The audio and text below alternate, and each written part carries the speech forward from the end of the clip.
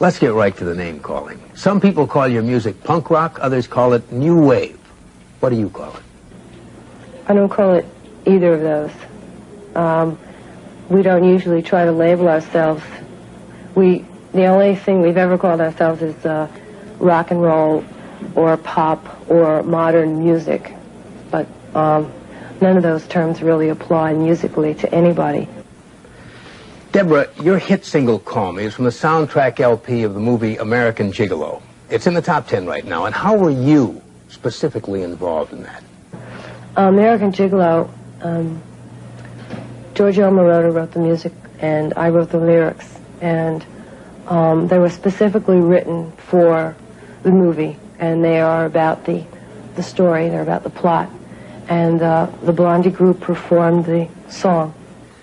Deborah, in an underground motion picture called Union City, you played a serious, dramatic role.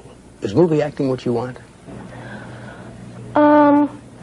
Yeah, I think personally I would like to do comedy. I think that I'd be better at that.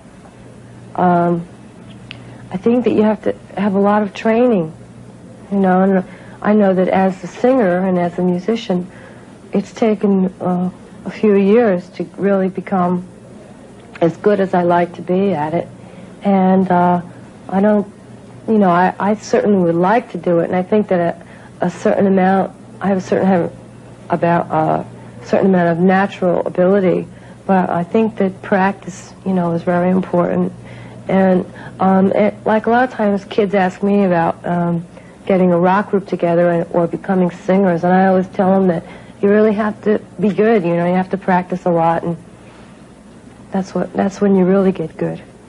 Would you like to talk about your relationship with Chris Stein, the leader of Blondie?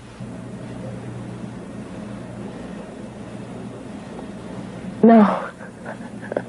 He's my boyfriend.